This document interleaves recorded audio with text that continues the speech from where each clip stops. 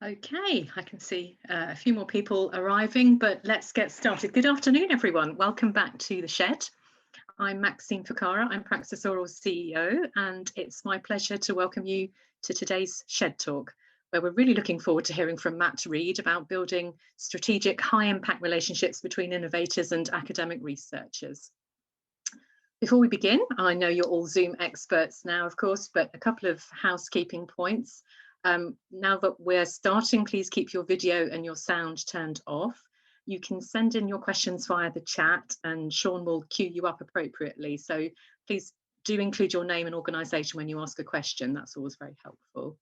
And just to remind you too that we're recording this session and it will be made available after the event to Praxis Oral members. Okay, let's get started. Let me hand over now to Sean Fielding, Director of Innovation, Impact and Business at the University of Exeter and immediate past chair of Praxis Oral, of course. Thanks, Sean. Thanks very much, Maxine, and welcome everybody to Shed Talk after 15 months or 15 months of isolation, 15 months for me in the shed. So all the rest of you can think yourselves lucky. Of course, these Shed Talks are called Shed Talks because at least, well, they involve a talk and at least part of it takes place in a shed.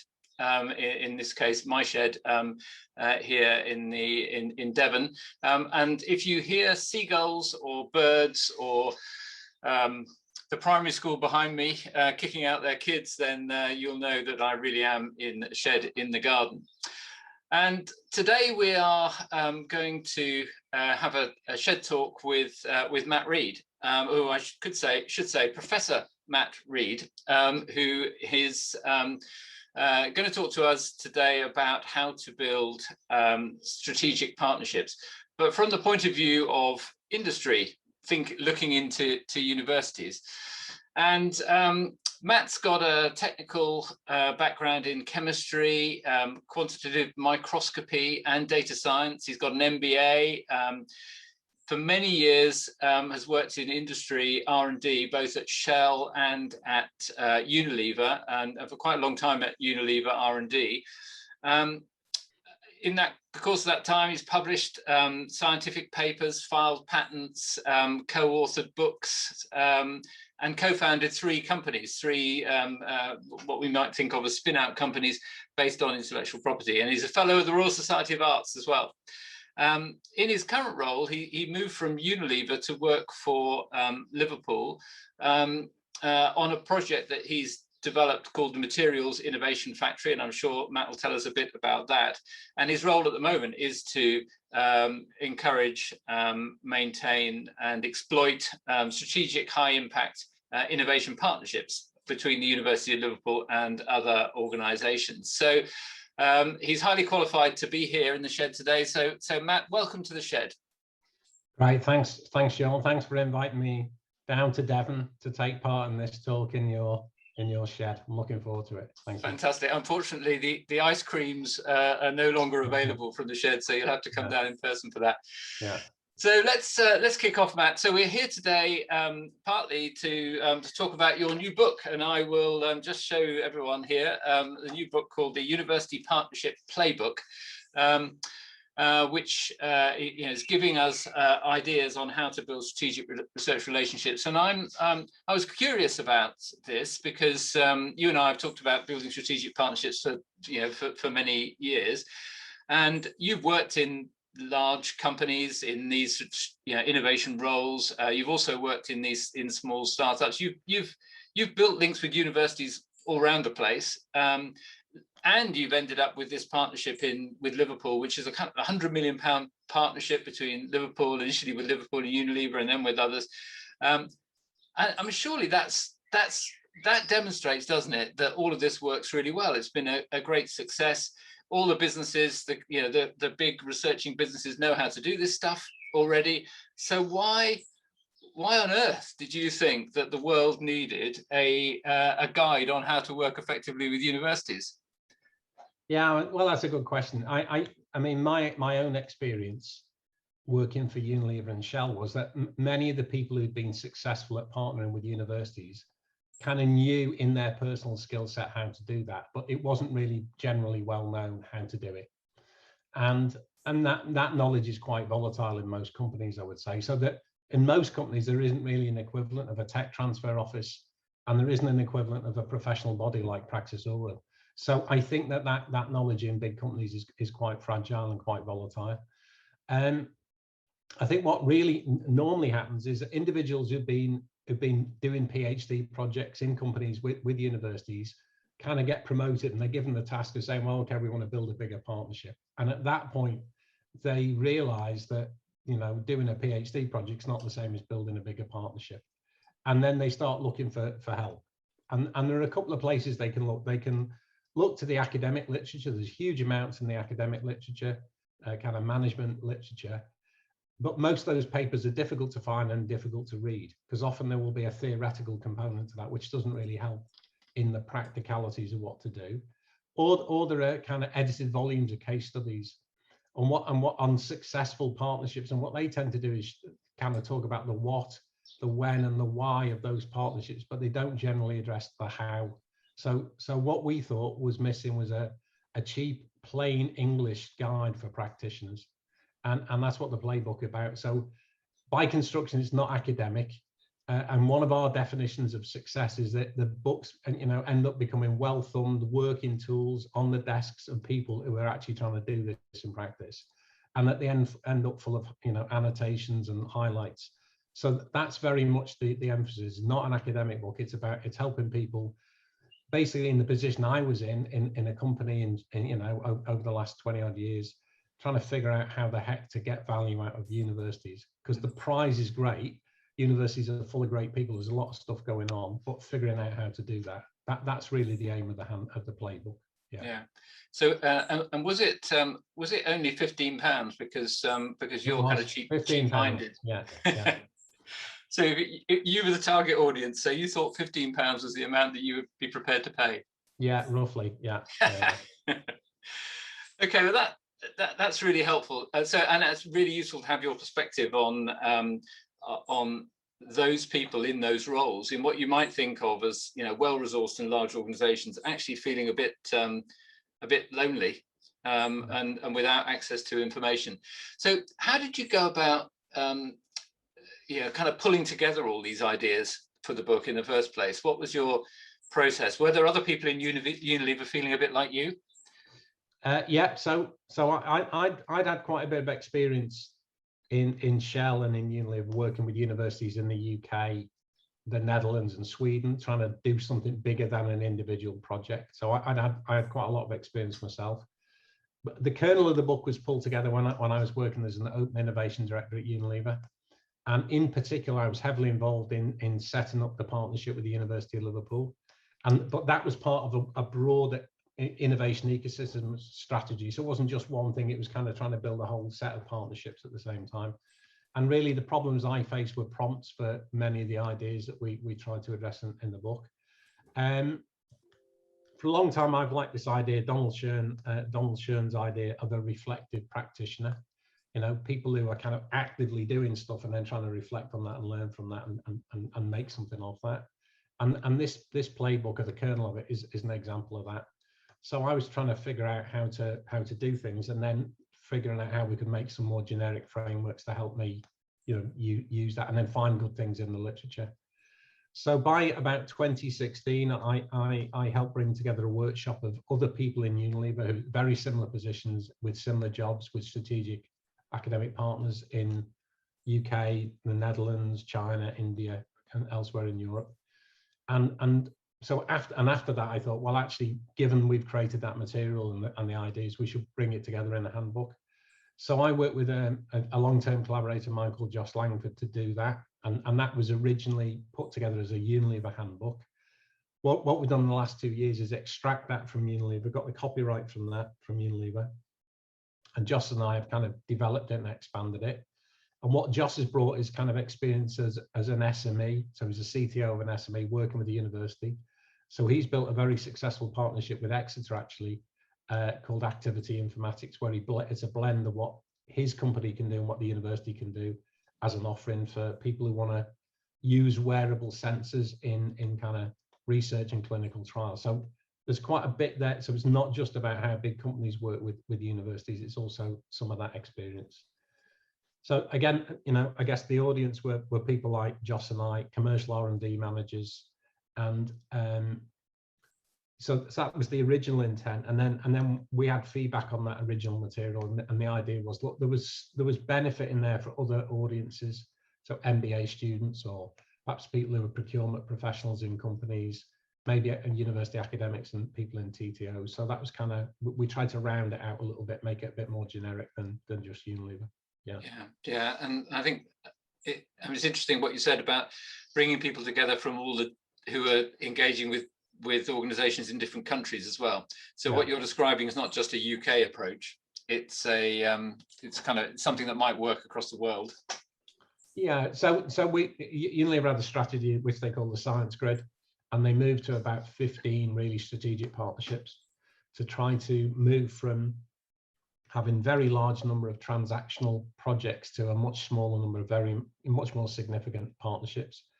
And actually, I mean, clearly there's a lot of differences between different universities, but different kind of countries, the way research is funded, intellectual property frameworks. But actually, a lot of those frameworks that we developed were used and were beneficial in all of those countries, actually. Yeah, great.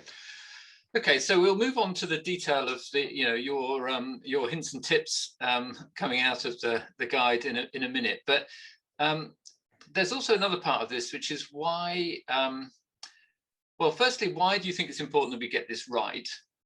And then secondly, why particularly is it important we get it right now, at this particular moment, I suppose in the UK, but perhaps around the world. So, is this, it feels important from our point of view, but it's quite useful to have someone from business saying it's useful and important. So why do you think it's important that we get this right? Well, I think it's absolutely important. I mean, over the last 20 years, there've been perhaps a dozen reviews on, why in the UK, why do we not get better social and economic impacts from our brilliant universities, right? And so there's a kind of question to be answered there, I think, which is a long-standing question. But when you see the universities in the UK actually hooked into the right frameworks, then it's unbelievable what you can see. So if you look at the commercialization and rollout of the Oxford AstraZeneca vaccine in less than a year, that's absolutely incredible kind of coupling of academic brainpower with commercial kind of investment and acumen to deliver things.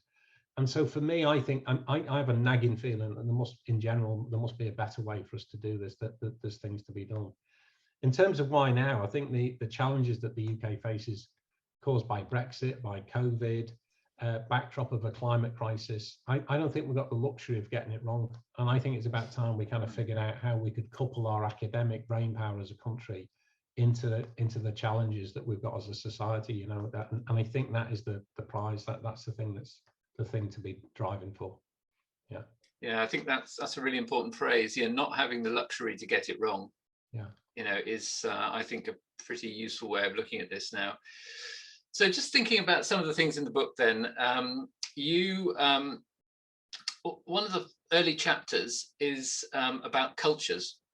Sometimes said that the business culture and the university culture don't quite meet, and therefore that makes it all very difficult.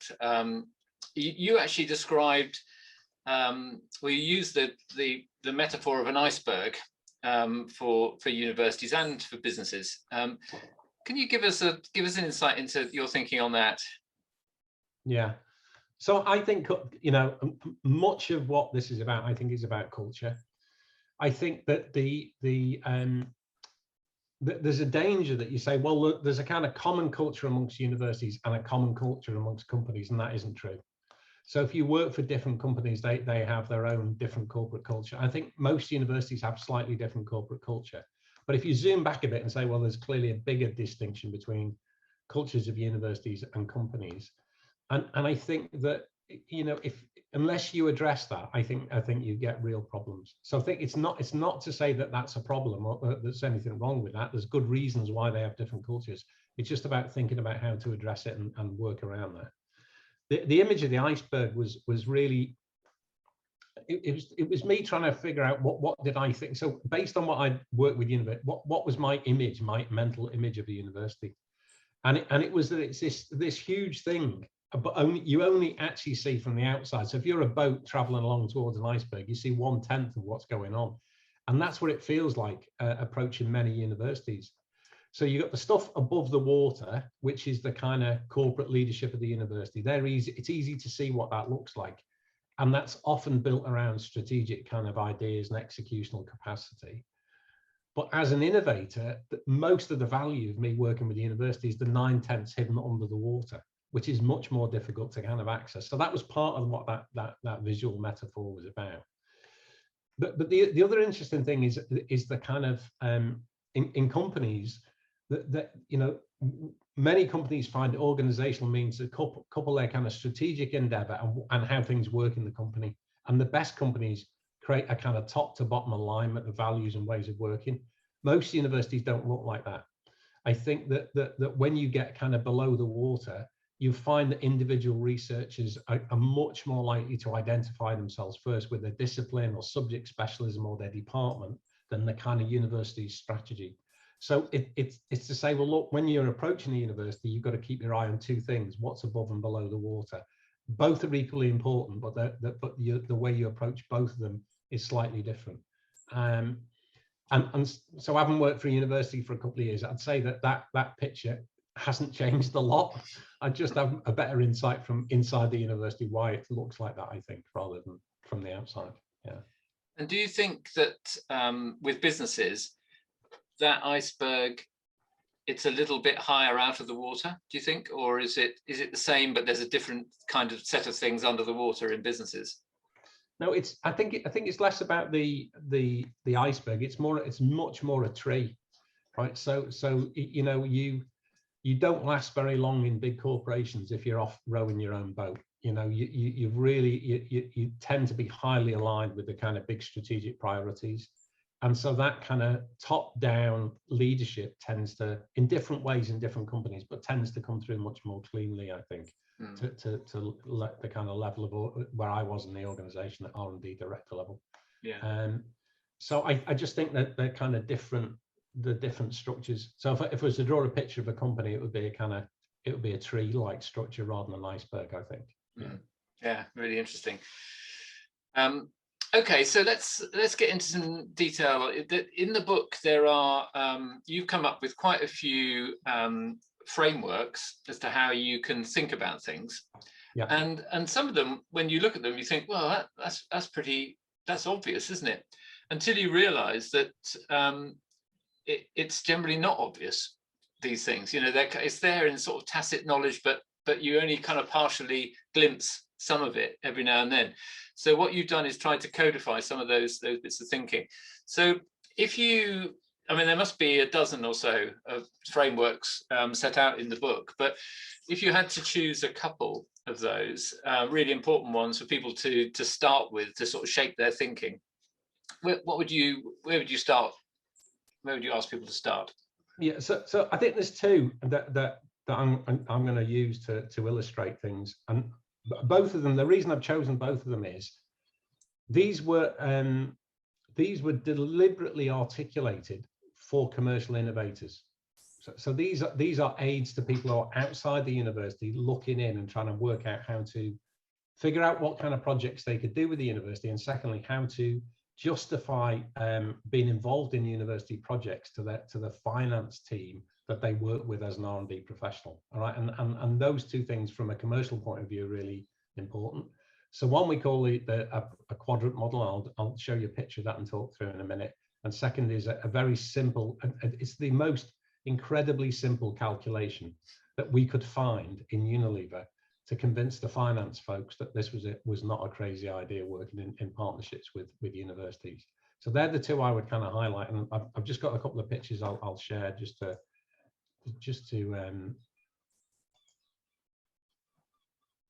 try to illustrate them. So hopefully that's come through.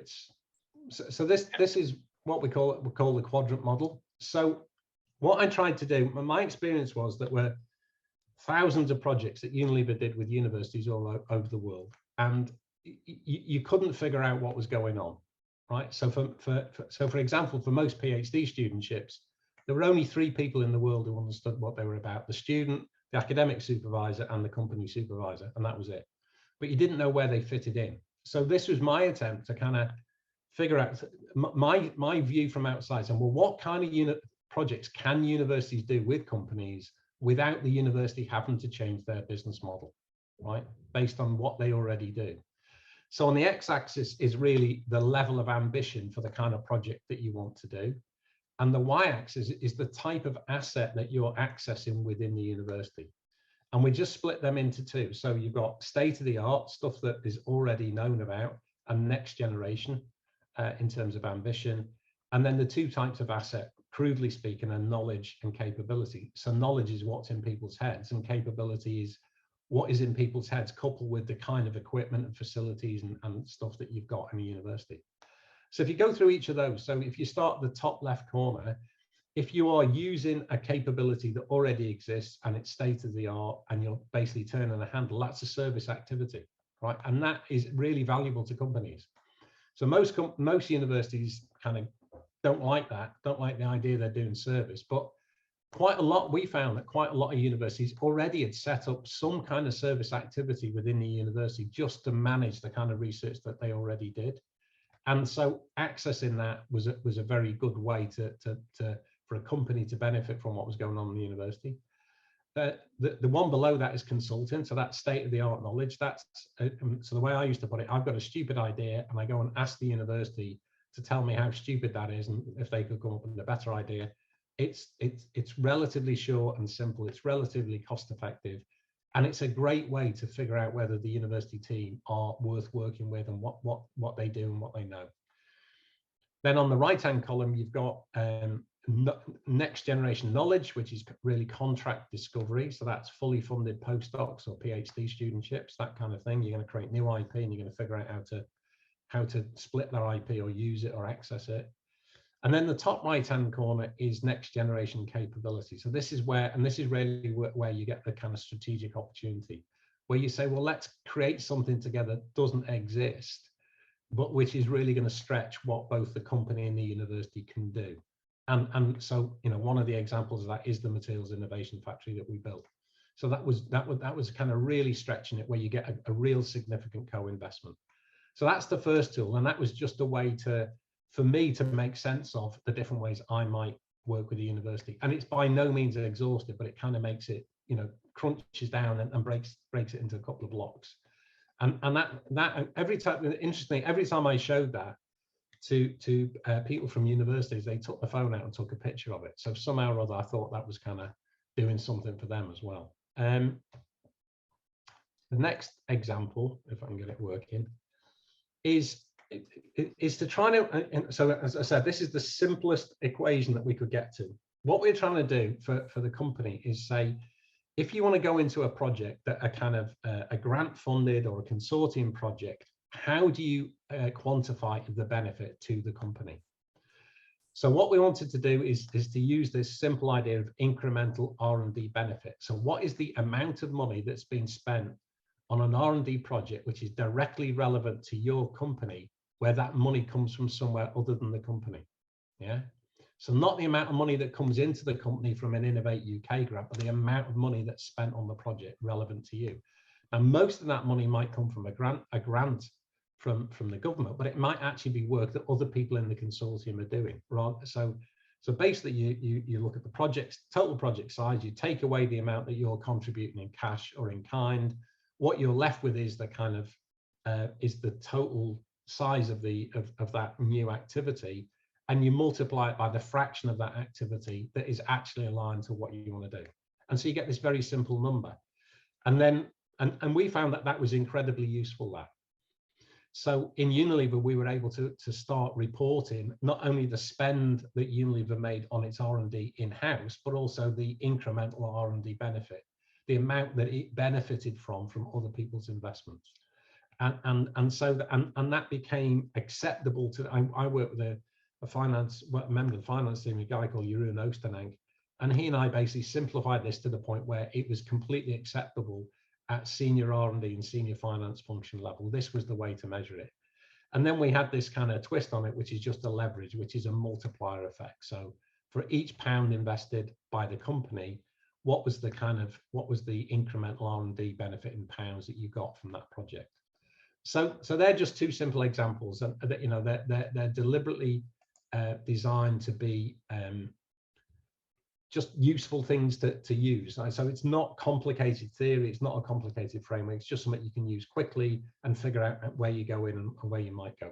Yeah, so they're two examples. Yeah, I think they are fascinating because they're showing, you're showing a face of how you know, how the businesses are looking into universities and seeing, you know, seeing what we look like, and then I mean, it's interesting in that leverage model that it's really all about the money, isn't it? At that point, because what we might think of as the real benefit of the projects, you know, the outcomes, the things that you can do as a result of the work, isn't really factored into that at all. Because actually, what you're trying to do is enthuse accountants about this. Yeah, so it isn't all about the money, but the problem is as soon as you have something other than the money. So if you say, I'm doing an R&D project with a university and I might launch something in 6 years' time, right? You then get into this whole list of hypothetical probabilities. You multiply one after the other till you say, well, I'm going to do this project with the university. It's going to cost £500,000, but the incremental kind of revenue for the whole corporation is going to be £250 million. Now, that's really what you're chasing. But the thing is that the chain of reason is so extended that you don't really get very far. So basically, it's better to just crunch down and say, right, you know, we know that's really why we're doing it. But in the meantime, this is a very concrete, close to where you are, where the decision's made, idea of what benefit you're getting. Yeah. So it's just about reflecting kind of organizational politics within corporates about how you manage that communication with the people who are looking to make, you know, cash investments in something. What's the cash equivalent of that? So it is crude, right? And it's not, it doesn't capture any of the real upside value, but actually it was very useful, right? Because it kind of cut through all of that. It's a short chain of reasoning. Was the idea. Yeah, and presumably once you start to have a success, you can make an assumption about an outcome that might come, and it's a lot easier case to make if you've also got a financial case in there. As I say, we tried to avoid that supposition in the end. So that was my simple-minded approach. I said, well, let's not argue about all those possibilities. Let's just say, what's the short-term kind of the value? Yeah. In inverted commas. Yeah. Yeah. That's really helpful. And the quadrant model, I think, is also a really useful way of looking at that. And I think I did the same as those other university people who took photos of that when I first saw it. I think you were the one who produced it. And that has been really helpful in showing ourselves how to do things. I also use the model of things that need to be done now, things that come as a result of now. So you're doing some work and then you start to do the next thing. What's next for the company, the organization, and then thinking about new things. So effectively, you've got the short-term service level in the now. You've got let's think about what's next, which often turns out to be a sort of contract research approach. And then you've got the new, which is where you've got that co-created activity. Yeah. So I think there's something to say about that kind of approach, breaking down what do you need to do to get in the door, and then what can you then do? And I think often for universities, it's quite hard to demonstrate. This whole conversation has described quite how hard it is to demonstrate what we think the real value might be, which is the thing that happens later on, rather than the thing that solves the current problem. So if you can put a measure on the current problem, then that's really useful. Yeah. So yes, and so Denise Pasquet from the Open University in the chat has said she's used some much more elegant words than me. So provides assurance and sign-off ability to the purse string holders. Absolutely, making it clear that they know what it is they're getting, because we're talking in language that they understand. Yeah. So that's really helpful, and and if you buy the book for £15, which is from Liverpool University Press, then you'll see all the other frameworks that there are in there that I think will be equally helpful. And just remind everybody to, if you have questions for Matt, to use the chat, and I'll ask the question for you. So we've thought about, how do you get into that conversation? But clearly you've got different reasons for getting into partnerships with organizations, and sometimes it's about solving the problem and creating new opportunities for the businesses. But sometimes it's about, sometimes it's explicitly about, and sometimes not always explicitly about, economic benefit for the place in which the project is. Yeah. And clearly, in Liverpool, that's an area where there's been a lot of interest in the whole question of, how do you develop things which strengthen a place? So what do you, I suppose in a sense they could become two different drivers. There's the business need, and then there's a regional economic need. So what have you learnt in the process about balancing those two different drivers? And we often get very focused. We're asked to focus on the economic development end, and sometimes it's quite hard to deliver the value at the business end. And you're coming at it from the other way around. So is there a playbook for place-based innovation, do you think? Well, the short answer to that last question is I haven't found one. I'd like to find one, because that's kind of what I spend my time doing. So I think that, lots of companies are starting to think about innovation ecosystems, and I think that's where the crossover is. So that idea that you can kind of interact with a whole range of other organizations in order to kind of orchestrate the kind of innovation that you want to do. And I think that, that was certainly the kind of thought process in Unilever. So and I think the trick is that if you can think creatively about that, you can think about how you can make partnerships which are valuable to yourself as a company, but also can have a spillover effect. And that was explicitly part of the vision that Unilever had when it invested in the Materials Innovation Factory. So I sat in the negotiations with the university and said, look, there are three, there's only two people at the table. There were three partners. There was the University of Liverpool, there was Unilever, and there was the UK taxpayer who was investing via HEFKE into the project. So we had to keep in mind what could we do to deliver to the taxpayer at the same time? Because if it only delivered to Unilever and the university, it was a failure as a project. So I think that was baked into our approach, and I think that's the kind of approach you've got to take. In terms of now what I do at the university, I focus on two things. I work with R&D intensive companies to develop commercial partnerships, but I also work very closely with the senior leadership of the Liverpool City region on the development of their business innovation ecosystem. So I'm kind of figuring out, how do you take £100 million investment in a world-class science asset and use that as a driver for economic growth? So use it, and in particular, how do you use that to grow the knowledge economy?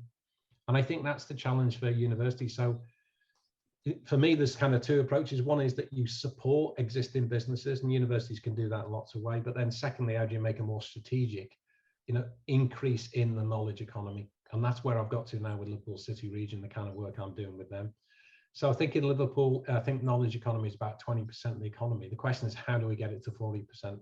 Right? And that is not about just supporting existing businesses. It's really thinking about all of the opportunities. And the payoff is big.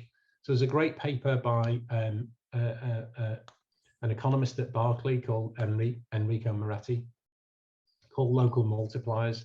And he reckoned that for every additional skilled job in what he calls the tradable sector, you create another 2.5 jobs locally. And for high-tech industries and the knowledge economy, that's even higher. So each new knowledge economy job you create has a knock-on effect above and beyond that job. And I think that's where I'm trying to go and figure out how we can do that, how we can create that playbook and those mechanisms. Yeah. So that's sort of a playbook for working with economic development people, yeah, as well as a playbook for working with universities and businesses. And I think they do struggle to understand the potential of a high-tech facility or a university research program they're used to thinking about support for existing businesses rather than thinking about how do we grow a new economy or a new industry in an area. So are you thinking with the Materials Innovation Factory that new types of businesses will grow as a result of what you're doing? Yeah, that's exactly right. So that was part of the vision. So, you know, there's the kind of standard spin out model, but if you look at the concentration of expertise there, my vision was that, look, we're going to create an invention factory, and how do you kind of harness that? So, and that's tricky to do. So, but, you know, we've got a number of examples of things that we're doing around that. I think the reason that the local politicians and economic development people struggle is that they're used to thinking about investments that create physical infrastructure rather than knowledge infrastructure. It's more intangible, hard to grasp. It's kind of a bit airy-fairy, you know, how do you put your hands around that? So it's, to be honest, it's taken me now a number of years, nearly 5 years, I think, working with them to build the relationship with them to get that conversation going. But that's really taken off in the last 18 months, I'd say. Yeah. Well, I think there's probably a number of people on this call who've got experience and responsibility for doing that kind of thing in other places. So I'm going to take this opportunity to encourage them to contact you, Matt, yeah, by all means. If I may, so that you can compare notes, because I think there is a case for bringing together this playbook on how to do that. Yeah. What about this? So you mentioned ecosystems. I'm going to come back to Siobhan Jordan's question in a minute, but you talked about ecosystems, companies creating their own ecosystems, and it's a strand of the book. Where do you think universities fit in those ecosystems? Because quite often, you know, you look at the research on where do companies go for their advice and information and technical know-how, and universities often are quite low down on the list.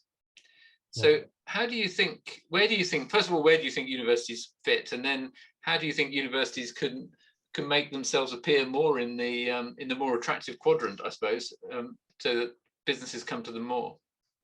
Yeah, I think that university is a crucial part of that.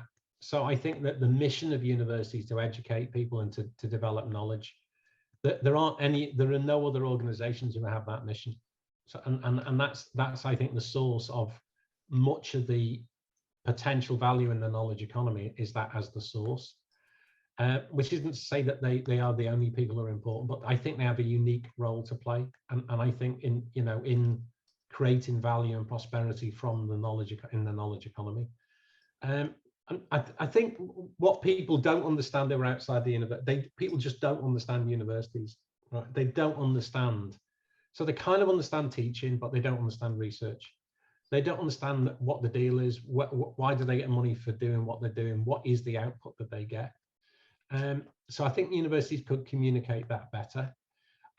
But the danger is that is the value, that is the source of the value. So, you know, government funding of grants to create new knowledge and, you know, creating peer-reviewed publications is a crucial part of the story. You can't say, well, we want everything the universities do, but not that bit, because we don't understand it. So I think there's more to do to kind of link what universities' core mission is about to all of the things that flow from that. So I made a little simple framework. I think something called 5 Ps for prosperity. So the 5 Ps were publications. So that their primary outputs, they're judged against global standards and peers. If universities aren't doing them, they will not continue to get funded. So that's important. Then there's people, partnerships, platforms, and patents. So people, that's the staff. They're the people who are going to be the staff in the new knowledge economy. They're the human capital. They're a crucial part of that. Partnerships are, I think, the best way for universities to deliver value, not transactional work, to be honest. So I think partnerships are really important. Platforms, so digital technology as a way to kind of disseminate what universities know. I think universities got to go a long way on that, actually. I think it's a missed opportunity in the UK. But I think that's a big thing. And then patents, which people know are commercially valuable and, you know, can be harnessed by a company or a startup. So that's not the whole story, but it's what, again, my simple mind is like, well, what's the kind of thing, what's the main thing? And I think that building those kind of narratives about how prosperity comes from universities, both for companies and the broader, I think there's more to do there, to be honest. Yeah. But they're crucial. I mean, they're not, you can't ignore them, and that life would not be better if they were not there or they were doing something completely different. It's about how we harness what they do, I think. Yeah. Yeah. And in relation to, so interesting, you mentioned platforms and ways of getting information out to people. And that takes me back to Siobhan Jordan's question from Interface, the Scottish network that connects up businesses with universities. And she's saying, these models have been developed for large companies, but could you apply them to small companies? Yeah, absolutely. I mean, I think the models were developed in a big company. They've been polished by working with Joss and other small companies. I think that some of them are more difficult to apply in a smaller company just because of the funding in the company and the kind of focus. But I think there are some of them are definitely useful. I think that, interestingly, for universities, SMEs are really interesting and attractive partners, I think. And SMEs probably don't understand that as well as they might. And there are a range of different funding sources to facilitate that engagement in a way that a big company can't benefit from for state aid reasons. So I think, if it just helps smaller companies see, look, that here's a range of different things, one or two opportunities that they could pick up and with their universities, their local universities, the appropriate one, I think that'd be great. Yeah. It wasn't written exclusively for big companies, for sure. Yeah, I think you're right. There are lots of models in there that I think will work. Mostly this is just getting your head around stuff, isn't it? Just trying to understand why it is people are doing that funny thing that you don't quite understand. And it's because they're looking at the world in a completely different way. Yeah. And to be successful in this, you've got to end up looking at the world in the same way, or at least having the right glasses that enable you to look at the world in the same way. Yeah. So I think it's really helpful for that. What about, we've talked about the ecosystem, bringing the right sort of partners together. In the book, you talk about taking a strategic approach to strategic collaboration. It kind of feels obvious when you say that, but often I think people they have a relationship with an organization and they then sort of badge it as being strategic somehow. Maybe they've done a lot of things with the organization and they badge it as being strategic. But you talk about taking a strategic approach to strategic collaboration. So what do you mean by that? And what does the benefit, what does the prize look like if you get that right? Yeah, so my working definition of strategic is if the thing falls apart, it will be the source of deep regret for both partners, right? And if that is not true, then it's not strategic, right? If the partners can walk away and there's no one notices that you walked away, then that's not strategic. And so that's a kind of emotional definition of what strategic means, I think. And I think that's the one I keep in my heart, because it means that you fight for it. So if it's strategic, if it does feel like that, you fight for it. It's not a nice to have, it's something that's crucial. I think the prize then comes out of that. So the prize is to achieve a kind of long-standing, mutually beneficial relationship, which delivers to both of those parties something that they could never ever achieve on their own, right? So the outcome is impossible without that partnership. And I think that's what I mean by taking a strategic approach. So instead of saying, well, we can do our own thing and that outfit does something else and it's useful, but actually if we weren't doing it, we'd find someone else or we'd do something else. It's where you really start to integrate together and say, actually, there's really a mutual win-win here. It's genuinely beneficial on both sides, right? And that takes time to achieve. But once you get it, I think the benefit is enormous. So for companies, those partnerships can become the source of competitive advantage. And almost by definition, they've locked out other people from that partnership because it's unique and bespoke and very special. And I think for universities, those kind of partnerships can create incredible impact, so both in, genuine kind of social economic impact and then impact in terms of the CEF rating or the REF rating or whatever it is, the key KPIs for universities. And that's what I mean by strategic, where it's not nice to have, it's fundamental. Yeah, and I think it's when it provides unexpected benefits, I suppose, as well. And often you find that something which starts out as a research collaboration ends up driving recruitment for the business, or opens up a whole new market that that no one has thought about in the first place. So having several different strands coming in on this strikes me as ending with a strategic view, but actually looking for that at the beginning. Is, so you talked about what you'd know it was strategic if it failed and everyone was upset about it. But how do you actually go about planning to be strategic? And often what happens is people are focused on the now, and it's quite hard to have that conversation about, well, this would help you with this new market and recruiting all these graduates that you're going to need to be in that field, and then it positions you in the world for this that you weren't positioned before. It's quite hard to have that conversation until you've dealt with the now things, the things that are in your first part of the quadrant. So I think, for any reasonable size organization, the number of strategic partnerships you have will be small, maybe 3 or 5. So I think the trick is not to say, oh, every person, the trick for a university is not to say every organization we work with, well, they may be strategic, right? That's pretty unlikely that. But it's to develop a kind of, second sight and an intuition about, well, there's something about this partner which seems to chime either culturally or shared value set or kind of shared ambition or whatever, which is perhaps an opportunity. And I think the most tricky thing, I think for universities, and I'm doing this now at Liverpool with a number of different partners, is transitioning from a relationship that is between an individual academic and someone in the company to something that is broader. Because the bottom line is you do not want to kill what you've already got, right?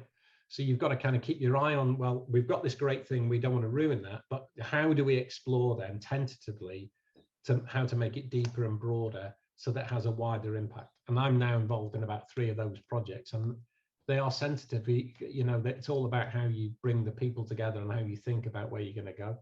But I think that's the trick. If you can do that and transition a small number of things from relatively small collaborations into strategic, then I think that has a huge knock-on effect for organizations.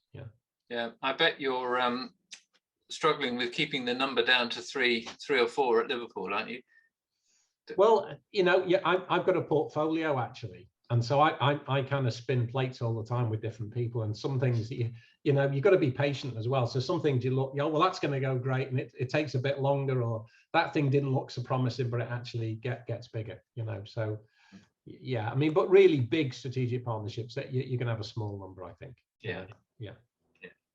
So one of the things that you talk about is in all of this. So we've been thinking about strategic things and how you see things, but actually quite a lot of what you talk about is social capital and the role of the relationship manager in particular. And I imagine that a number of people on this call will be relationship managers, even if they're trying to do that on top of 20 other things.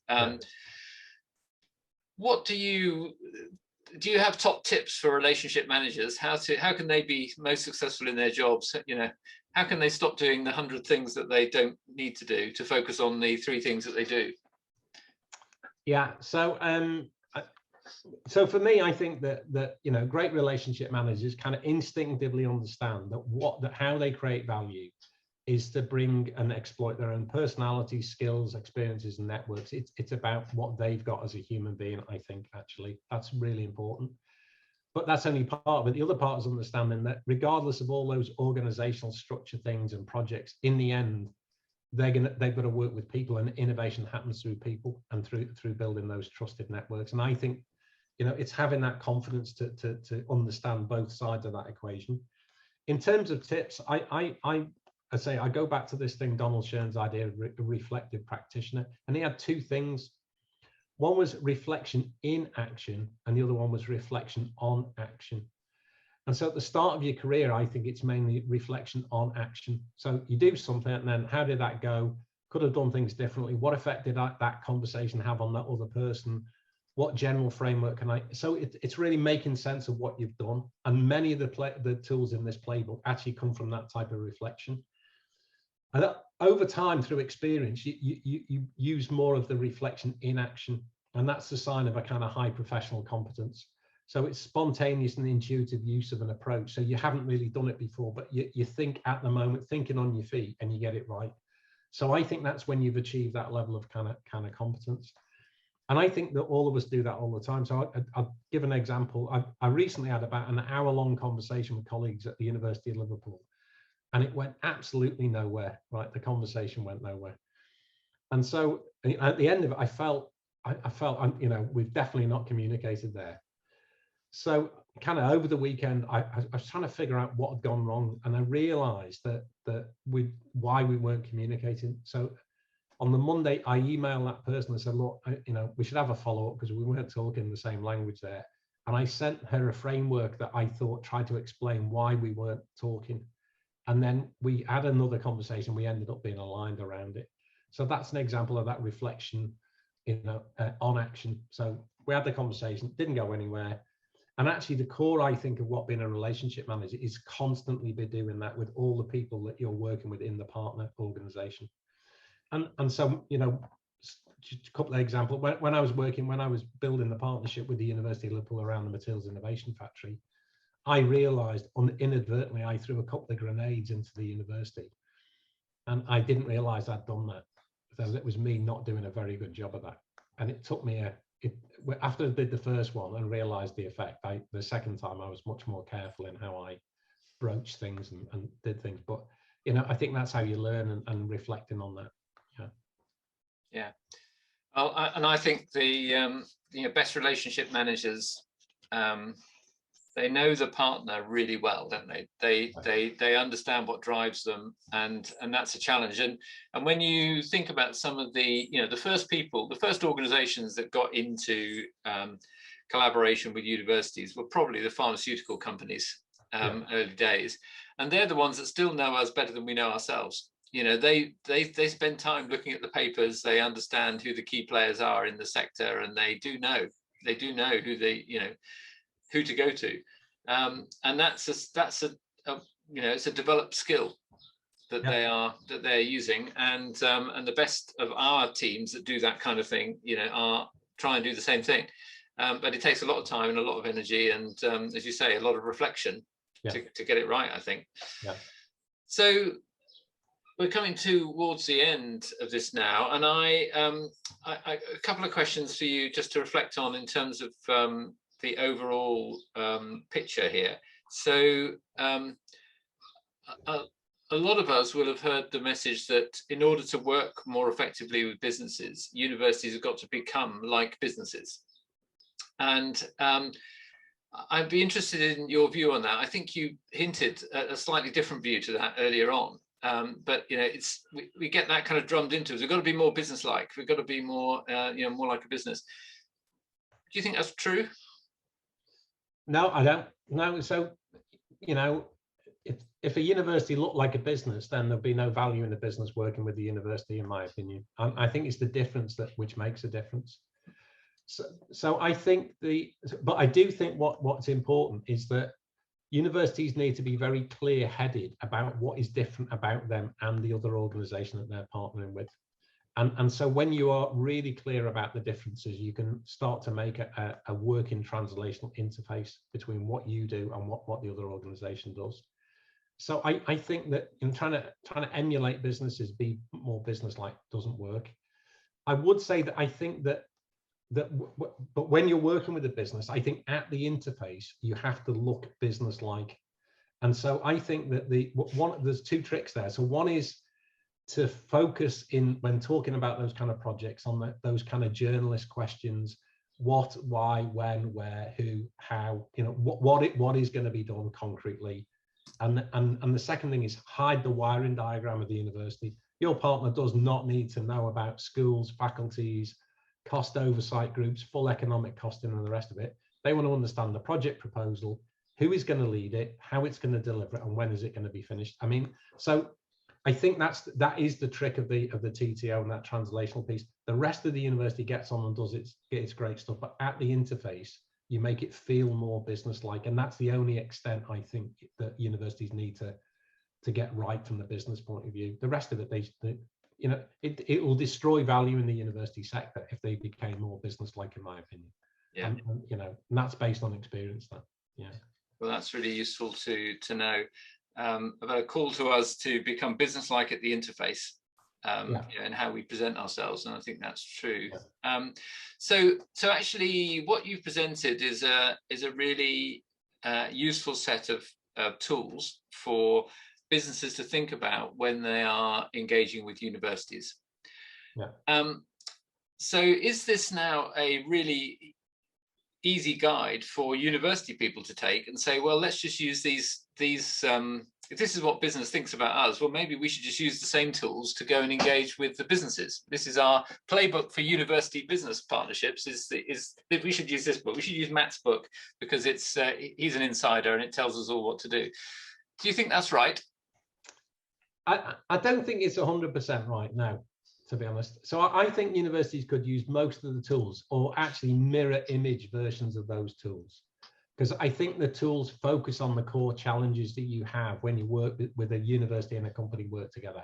So in that respect, I think that the kind of areas that the tools address are common, and working in partnership means you solve those things in common. So I think that's right.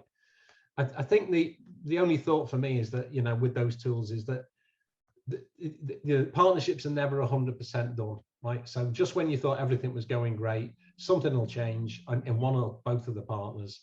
And what these tools are designed to do really is to keep bringing you back to the core tasks and the core plays, if you like, in the playbook.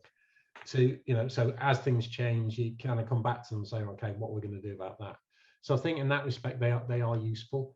But I think some of them I think you need a kind of mirror image version, so that they're kind of recognizably the same, but also there's got some subtlety because it's coming from the other side of that interface. Yeah.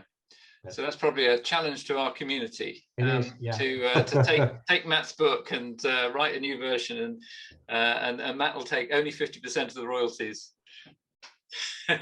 Which will go to Macmillan, actually. So anyway, all right, yeah. Okay, well, I think that's been really, really helpful, Matt. A great description of a challenge that lots of us are facing, and and these really useful tools that are in the book. I'll just share the picture of the book just again, so if anyone sees it on their local bookstore, that's what you're looking for. And it's University Partnership Playbook: How to Build Strategic Research Relationships by Matt Reed and Joss Langford. So Matt, thanks very much for joining us here in the shed, and thank you to all the people who've joined in and a few questions that they've been. That's helped us steer the conversation. So I think that's all from me. So thank you, Matt, and over to Maxine. Thank you, Sean, for your excellent interviewing skills as usual. Matt, thank you so much for sharing your insights with us this afternoon. Really sounds like required reading, that book, and I'm going to go and look for it. Okay, that's it for today. Look forward to seeing you all online again soon at another Shed Talk. Have a good evening.